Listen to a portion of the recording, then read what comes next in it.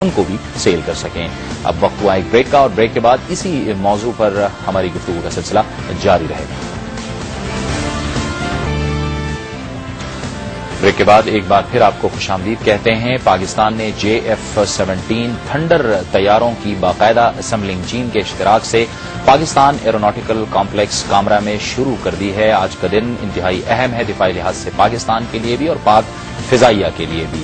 Pakistan aeronautical complex کی کیا استعداد ہے، کیا صلاحیت ہے، اور اس پروگرام کی مجموعی طور پر کیا اہمیت ہے، اس پر ہم بات کریں گے. ہمیں جوائن کیا ہے اسلام آباد اسٹوڈیوز میں پاکستان ایروناٹیکل کمپلیکس کے سابق چیئرمین. السلام علیکم اورنگزیب خان صاحب. جی وعلیکم السلام جاوید صاحب. خان صاحب یہ بتائیے کہ JF-17 تھنڈر طیاروں کے حوالے سے جو پاکستان ایروناٹیکل کمپلیکس کی استعداد ہے، اس کی صلاحیت ہے، اس کا کیا لیول ہے؟ جی میرا خیال ہے کہ اس کو ہم اس پرسپیکٹو میں دیکھیں کہ already Pakistan aeronautical complex training کے مشاق جہاز بنا رہا ہے، اور اس کے علاوہ اور بھی بہت سارے پروجیکٹس ہیں جو بوئنگ کے ساتھ ہیں، سیجم آف فرانس کے ساتھ ہیں، جس میں مختلف جہازوں کے پارٹس بھی بنتے ہیں. وہاں پہ بوئنگ 777 تک کے پارٹس بھی وہاں پہ آج کل بن رہے ہیں. تو ایسا ہمارے پاس پہلے سے ہی یہ کیپیبلٹی تو ایک لمیٹڈ تعداد میں تھی، لیکن اب اس کے لیے نیچرلی ہم پچھلے کوئی 7-8 سال سے تیاری کر رہے ہیں، لوگوں کو ٹرین کر رہے ہیں، ان کو جاب پہ ٹریننگ دے رہے ہیں، چائنا بھیج رہے ہیں، یہاں پہ ان کی ٹریننگ فردر کروا رہے ہیں. تو اب اس سٹیج پہ ہماری جو ہیومن ریسورس ہے وہ بالکل ڈیولپ ہو چکی ہے. مشینیں جو بھی چاہیے تھی ہمیں، state of the art machines from western countries اور چائنا سے، وہ آ کے کمیشن ہو چکی ہیں، اور اس کے سسٹمز اسٹیبلش ہو چکے ہیں، اور بلڈنگز انفراسٹرکچر سارا تیار ہو چکا ہے. تو اب میرا خیال ہے کہ پاکستان ایروناٹیکل کمپلیکس بالکل تیار ہے اس بہت بڑے پروجیکٹ کو جو ایک نیشنل لیول کا ہے اس کو ٹیک اپ کرنے کے لیے. اور انشاءاللہ آپ دیکھیں گے کہ ان کی کوالٹی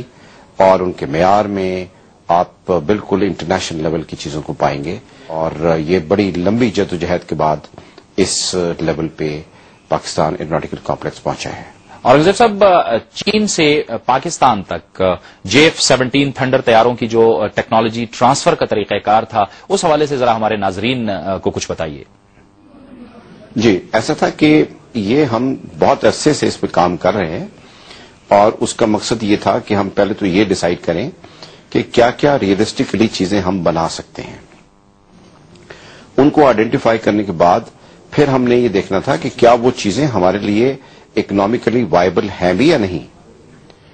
اس کے بعد پھر ہم نے ان کو کلیئرلی ڈیسائیڈ کر کے پھر ان کی تیاری شروع کر دی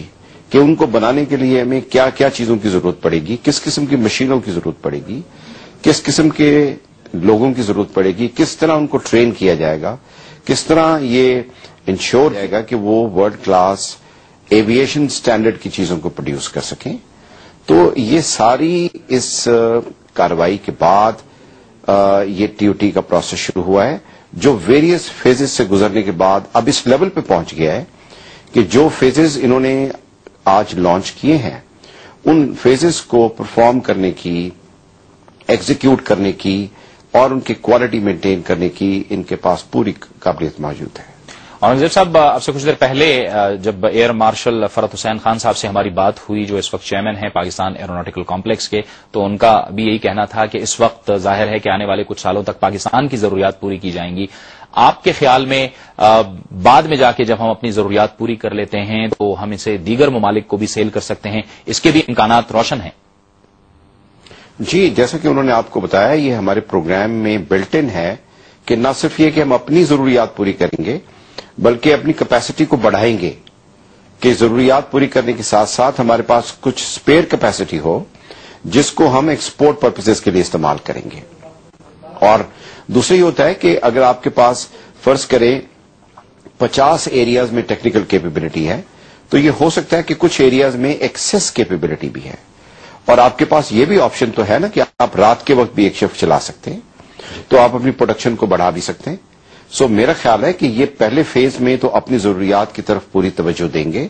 لیکن ان کے پروگرام میں یہ شامل ہے کہ آہستہ آہستہ یہ اپنی कैपेबिलिटी बढ़ा के इसको एक्सपोर्ट की तरफ लेके जाएंगे ताकि आप एक वैल्यूएबल फॉरेन एक्सचेंज इससे हासिल कर सकें और दुनिया में आपका नाम सही मानों में उस वक्त बनेगा कि जब आपका बना हुआ जहाज, फाइटर जहाज उनकी फिजाओं में परवाज करेगा। बहुत बहुत शुक्रिया air marshal retired Aurangzeb Khan साहब, आपका पाकिस्तान एरोनॉटिकल कॉम्प्लेक्स के साबिक chairman air marshal retired Aurangzeb Khan हमारे साथ गुफ्तगू कर रहे थे और उनका ये कहना था कि ये बात प्रोग्राम में शामिल है कि आगे जाकर जब अपनी जरूरियात पूरी हो जाएंगी तो इन्हें दीगर ममालिक को भी सेल किया जाएगा और इसी से पाकिस्तान का नाम भी बनेगा ताकि आपके बनाए हुए, पाकिस्तान के बनाए हुए जहाज दीगर ममालिक में एज ए फाइटर जहाज बनकर उड़ रहे हों। उनका ये भी कहना था कि पाकिस्तान एरोनॉटिकल कॉम्प्लेक्स के इंजीनियर्स मुकम्मल तौर पर तैयार हैं इस किस्म के प्रोजेक्ट्स को टेकअप करने के लिए और इंशाल्लाह आने वाले वक्तों में उनका ये कहना था कि इस प्रोजेक्ट पे बड़ी तंदही से काम होगा और इसकी असेंबलिंग शुरू हो चुकी है और आने वाले चंद साल हैं उसमें ठीक ठाक काम इस प्रोजेक्ट पे होगा।